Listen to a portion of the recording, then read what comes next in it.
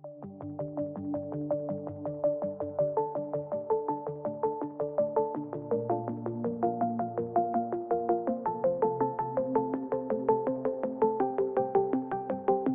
students, welcome to the answer writing program. Today we will be discussing 3 questions. 2 questions from GS3, that is agriculture, major cropping pattern in the various parts of the country, different types of irrigation and irrigation systems, storage, transport and marketing of agricultural produce, and 1 question from the current affair. Let's take an overview of all the 3 questions. First question is related to the farmer producers organization. Second is related to the impact of irrigation system on the groundwater depletion. Then the next is current affair question, climate change impact on women engaged in agriculture. So let's start with the first one. Farmers producer organization can significantly contribute to increasing the farmers' income. However, they need adequate support and a proper ecosystem for their success. Elaborate. The question is demanding 2 things. First is the role of FPOs in increasing the farmers' income, and the second is that they need some support. We need to write those support systems for the proper functioning and the proper ecosystem for their success. So how we can introduce our answer? We can directly write the definition of the farmers producer organization, or we can quote some data that how many farmer producer organizations are there, what is their role, etc. So what is the farmer producer organization? So these are the collective entities formed by the farmers, means the farmers who are the producers, they have formed some organization for some purpose. What is this purpose?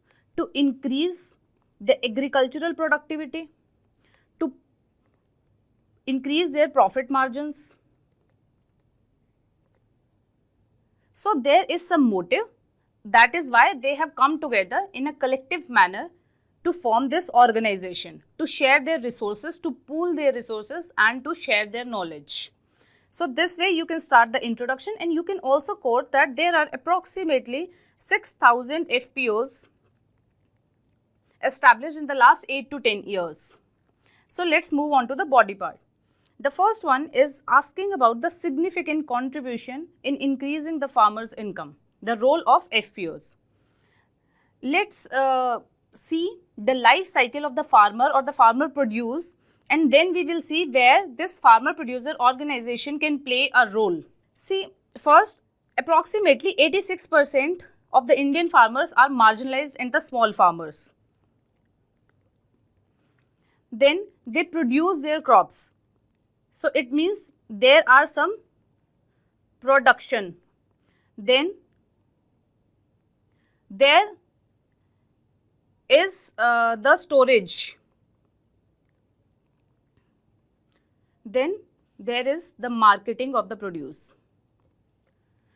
So these small and the marginal farmer faces issues in the production process, in the storage process and in the marketing processes. Like in the production, they face the high input cost, like in buying the seeds, fertilizers, etc. Then there are the land fragmentation issues are there. There are the irrigation issues. Then they do not know what they should sow so as to reap the maximum benefit. Means they do not have the knowledge of the supply and demand. There is supply and demand mismatch. And due to high production cost and very low marketable surplus, they produce the crops or the cereals or the grains or the milk or from the poultry. They have the low scale production. Then there are some storage issues. They do not have the processing houses, packaging houses, storage housing, warehouses, and then they do not know how to market their products, how to sell their products. So there are the marketing, branding, etc. issues are there. So this farmers producer organization can play a role here, can play a role here, can play a role here and also here. How? if all the farmers, instead of small and the marginal farmer which do not have the capacity to buy in bulk, or they cannot demand from the seller of the seeds or the fertilizer to reduce the cost of these resources, but if they comes in the collective manner and they form the organization, they can bargain for the high demand for the raw material and to get them at the low cost, because now they will procure in the bulk. So this way they can reduce the production cost. When the production cost is reduced, they can produce this all the production in the large scale, means the economy of the scale can happen. Then this storage houses, like farmers producer organization can play a role here also in storing the produces of the farmers, like they can maintain the warehouses, FPOs and etc. And again FPOs, how they can do the market support? FPOs can hire the professionals to do the marketing, to do the branding of the products. And in the storage and processing, in packaging, grading and processing, FPOs can play a role. So this way we have learned the life cycle of the farmer produce and see the role of the FPOs in this. Let's see one by one again, like collective bargaining power. So they can demand for the bulk resources, bulk inputs in the less amount, and they can also sell at the higher prices. Now they can bargain to the retailer or the processor to give them the higher prices of their produce. Then economies of the scale, this thing. Then credit support. The main issues with the agriculture is that they are not accessible to the institutional support, institutional financial support. But with this farmers producer organization, what actually is happening? The farmers are coming in a collective manner. It means they can raise their funds also. So they have their own capital. Now the government will also give them subsidies or the grants or the credit guarantee funds. So the governmental funds also. And again, when they are organized in a cooperative or the collective manner, they can ask for the institutional support also, and the banks will not hesitate in giving them loans. So they can have the access of the loans from the institutions, that is the banks and the non-banking financial institutions also. Then value addition and the processing. They can do work here, that they can maintain the warehouses, that they can maintain the processing houses, they can do the grading, production, processing, etc. Then professional management. Then they can hire the professionals to do or to learn or to teach them marketing, branding, etc., that how to market their products. Like they can teach these farmers that what is the demand of the market and what you can produce so as to reap the maximum benefits.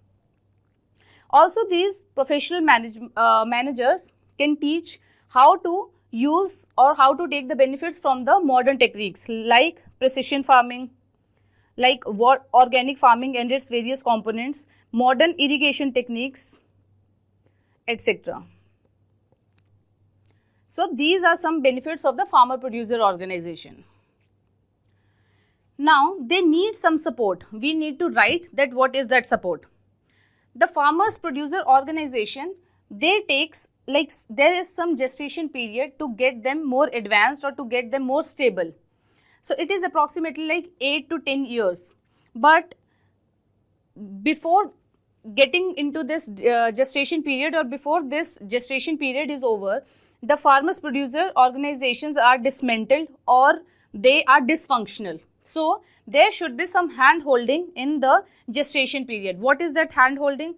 There should be regular training program, skill development, credit support, etc. should be there, so as to function these FPOs in a proper manner. Then next is private sector participation in the professional management. Till now, FPOs can only have the farmers as their members.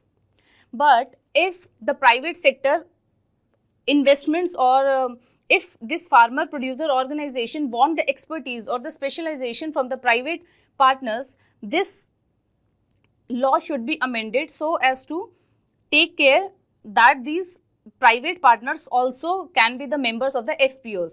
For this, there should be the amendment in the Companies Act.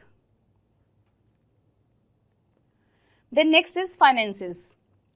We need to support more on the credit side, then enhance credit support, and we can also exempt them from the IT, income tax. Then market linkages, like if they have made one FPO and all the farmers are attached to this FPO, so there should be the direct procurement from this FPO by the government or by the private partner. Means they should not again go to the mandis or to the market to sell their product, so as to enhance the supply chain. Connecting FPOs to the online platform so as to increase their market linkages. Then integration of the FPOs, like there are multiple FPOs, like say in the milk domain only, in the nearby region. So if they will integrate, they will network themselves with each other so that they can share their resources, they can share their skills so as to reap the maximum benefits of this FPO. And the next concept is VPO, Village Producer Organization.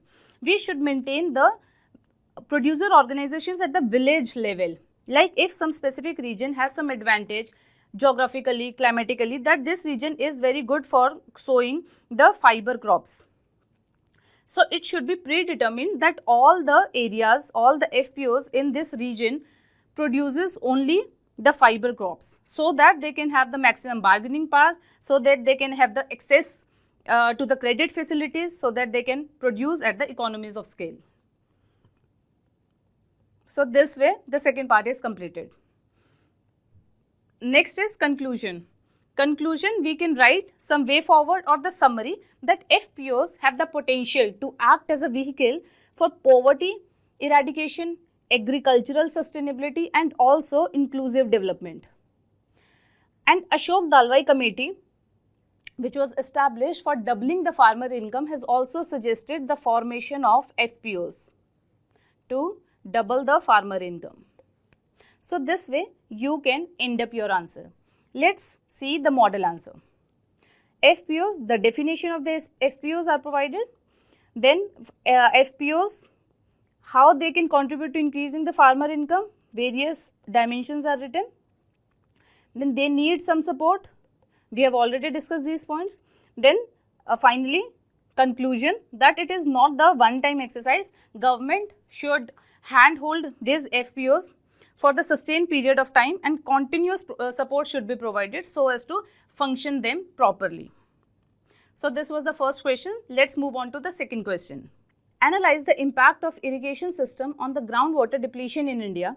Discuss the role of modern irrigation technologies in promoting sustainable groundwater management. Again, it has two parts. First is we have to tell about the irrigation system impact on the groundwater depletion, and the second part is role of modern irrigation technologies in promoting sustainable groundwater management. So these would be two main body parts. Let's start with the introduction. In introduction, you can write some facts or the data that according to the central groundwater body, approximately 230 billion cubic meter of the groundwater is drawn every year for irrigation purposes. Irrigation, the agricultural land. And many parts of the country are already experiencing the rapid depletion of the groundwater. So this way you are setting the context that yes, irrigation has impacted the groundwater. Then move on to the body part. So we have to write the impacts of the irrigation system on the groundwater depletion. The first one is over extraction of the groundwater. In this question, it is demanding the facts like various studies, what the UN is saying, what the World Bank is saying, what Indian governmental bodies are saying. Whatever you have the data, you have to quote in this. Because the points are simple in this, but it will be substantiated by the facts and the data. Like irrigation system has done the over extraction of the groundwater. India is the world's largest groundwater extractor. Approximately 25% of the total groundwater is extracted by India, and 90% of these extracted groundwater is used in irrigation sector, irrigating the agricultural land. So this way you are writing that this is the data that this much irrigation has over exploited or over extracted the groundwater. The second is this over extraction of the groundwater declines the water table. Again, data that 30% of the wells in India has seen a decline in the range 0 to 2 meters. Then next is inefficient irrigation techniques like canal irrigation, flood irrigation. They have resulted into the exploitation of the groundwater. How? Because these techniques increases the evaporation, increases the seepage and increases the runoff. It means the demand of the groundwater increases because the water use efficiency is not there. Next is aquifer depletion. This groundwater extraction depletes the aquifers and the reserves of the groundwater. 60% of the India's groundwaters is already depleted according to the Central Groundwater Board. Next comes the role of the modern irrigation technologies in promoting sustainable groundwater management. First, the precision techniques like the drip and the sprinkler irrigation. What they do? They put the water or they irrigate the land directly to the plant root zone. So, the water wastage is very less, water use efficiency increases, runoff is not there, evaporation is not there. It means the demand of the groundwater is reduced, water use efficiency is increased. The next modern irrigation technique is laser land leveling. Laser guided leveling of the land so as to reduce the runoff, reduce the logging of water, again reduces the evaporation and increases the water use efficiency, and depletion of the groundwater is very minimal. Next is subsurface drip irrigation. This is soil, this is plant. There is a buried tube or the pipes due to which the water is getting into the soil. So, the subsurface drip irrigation, again very less evaporation, water use efficiency is maximum, directly to the root zones of the plant, no runoff, water use efficiency is maximum. Then next is automated irrigation. Automated irrigation means there is some software program which is measuring the soil moisture, the weather forecast,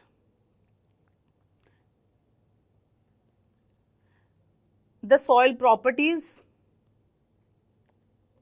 etc. That whether the health of the soil, health of the crop, that whether this plant need the water right now.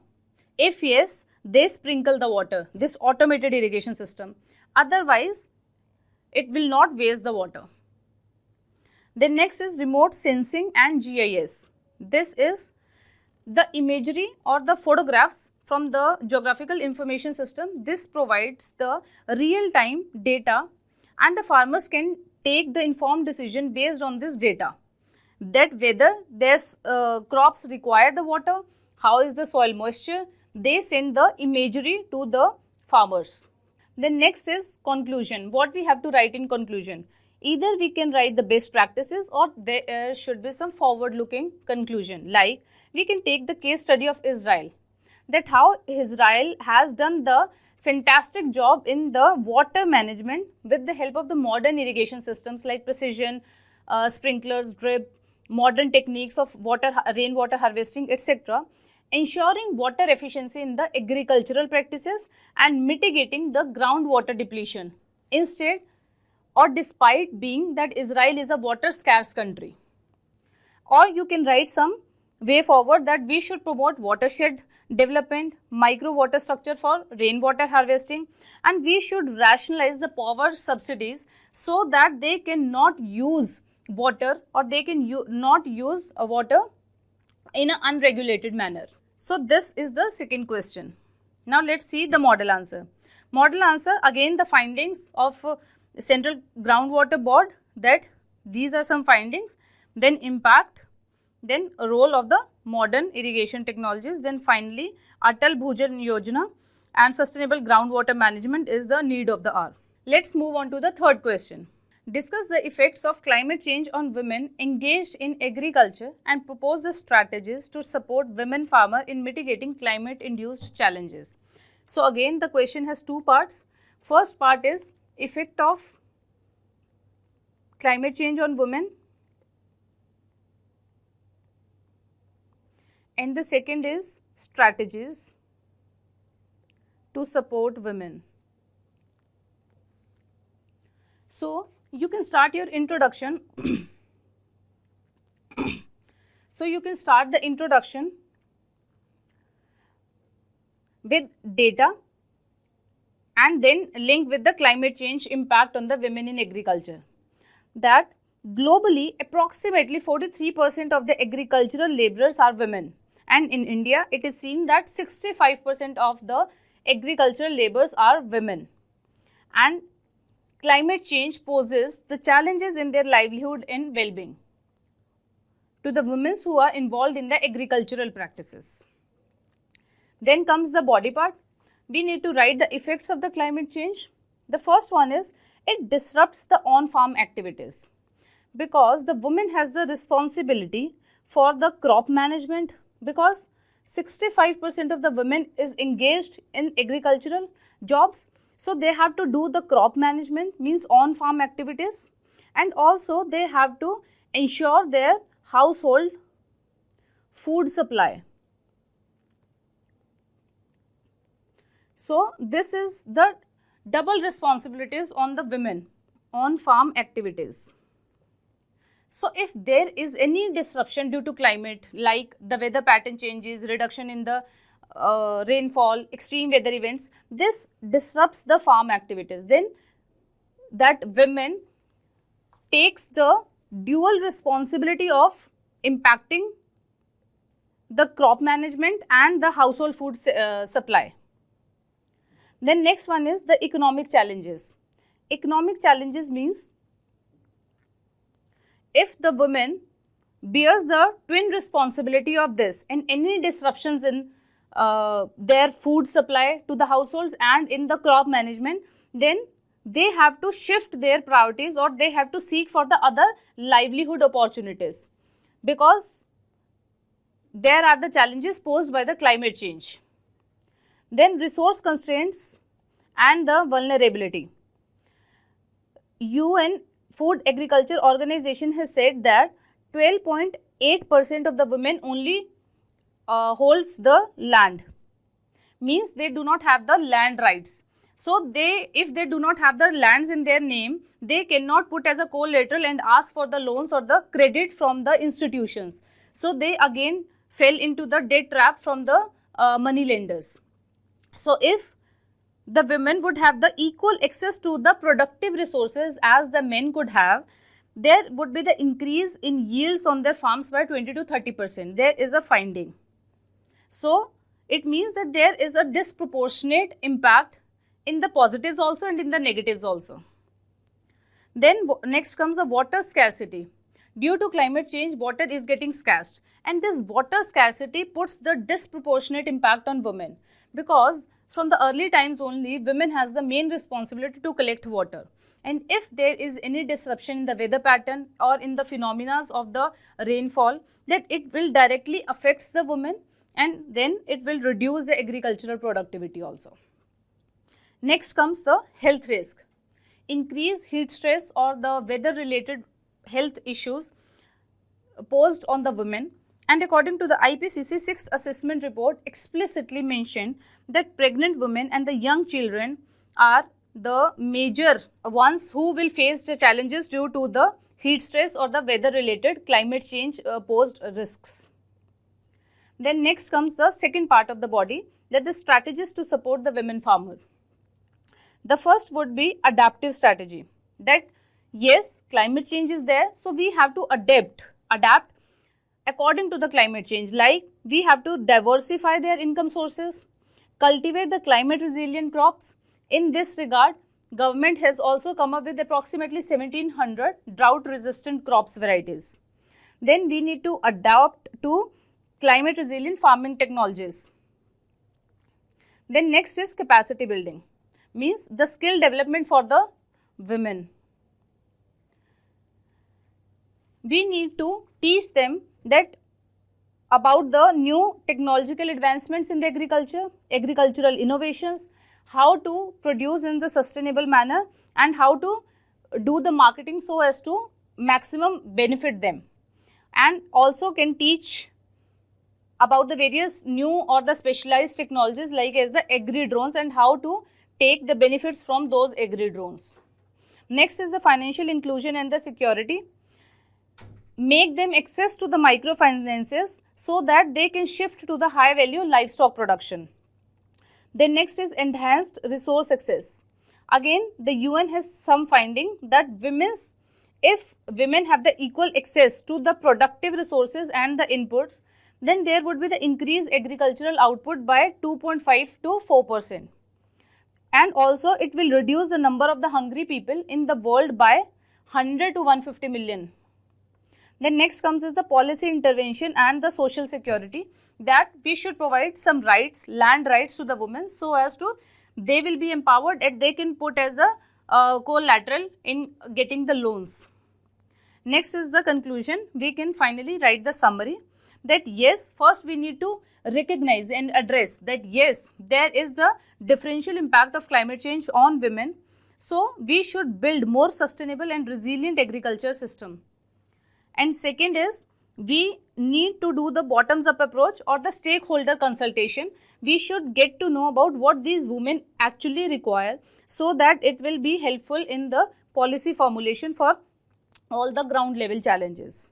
So this was the third answer. So let's see the model answer. Again some data in the introduction. Role of women in agriculture, this is not the required in this particular answer, but for your additional knowledge, just see this part also. Then effects of climate change and strategies. Then finally conclusion. So this was it from my side. Thank you and have a nice day.